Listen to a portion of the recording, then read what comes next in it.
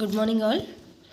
మన డిఎస్సికి and టెట్కి most important క్వశ్చన్స్లో మనకి ఇదొకటి, సమీకరణ వ్యవస్థ స్వభావం.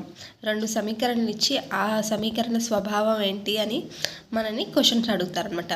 అవి ఖండన రేఖలా లేకపోతే సమాంతర రేఖలా ఏకీభవించే రేఖలా అనేది మనం కనిపెట్టాలి. సో ఇలాంటి ఒక 2 ఈక్వేషన్స్ ఇస్తారు. 3x + 2y - 80 = 0, 4x + 3y - 110 = 0. ఇందులో a అనేది 3, b అనేది 2, c అనేది -80. a1 అవి a2 వచ్చేసరికి 4, b2 వచ్చేసరికి 3, c2 వచ్చేసరికి -110. ఇప్పుడు a1 3, a2 4, b1 2, b3 b2 3 అనమాట. ఇప్పుడు మన సమీకరణంలో ప్రతిక్షేపిస్తే a1/a2 = b1/b2. అవి రెండు నాట్ ఈక్వల్ అయ్యాయి. రెండు సమానంగా ఉన్నాయా? సమానంగా లేవు. కాబట్టి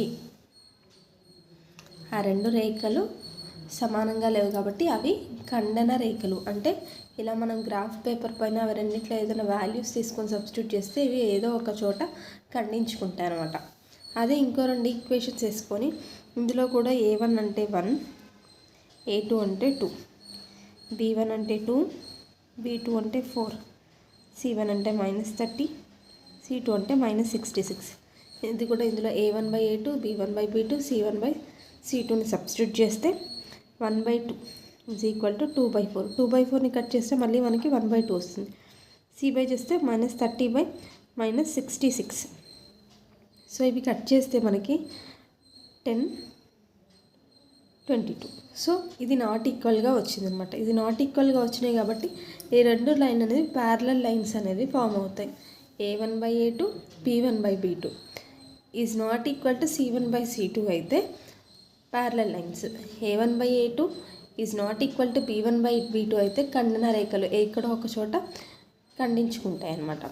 అదే 2 లైన్స్ ఇచ్చి ఇందులో 3x + 6y = 3900, x + 2y = 1300 ఇచ్చినప్పుడు ఇందులో a1 అనేది 3, a2 అనేది 1, b1 అనేది 6, b2 అనేది 2, c1 అనేది ఇది వస్తే -3900, c2 = 1300. సో ఇవి ఇందులో సబ్స్టిట్యూట్ చేస్తే 3/1, 6/2, 399/1300. ఆ మైనస్ ఈ మైనస్ క్యాన్సిల్ అయిపోతాయి. 13 1 13 3. ఈ జీరోస్ క్యాన్సిల్. 1 3. మొత్తానికి మనకి ఎంత వచ్చింది? 3/1. ఇలా కనుక వస్తే ఏకీభవించే రేఖలు అంటే ఒకే లైన్ లాగా ఫామ్ అవుతాయి అన్నమాట. So a1/a2 is not equal to b1/b2 అయితే ఖండన రేఖలు. a1/a2 = b1/b2 is not equal to c1/c2 అయితే సమాంతర రేఖలు. a1/a2 = b1/b2 = c1/c2 అయితే ఏకీభవించే రేఖలు వస్తాయి అని మనం గుర్తుంచుకోవాలి. ఇది most important question in TSC as well as in TET. Most repetitive question, 1 mark కంపల్సరీగా వస్తుంది. సో ఇలాంటి సిరీస్ కంటిన్యూ అవుతుంది. తప్పకుండా చూడండి, లైక్ చేయండి, షేర్ చేయండి. Thank you.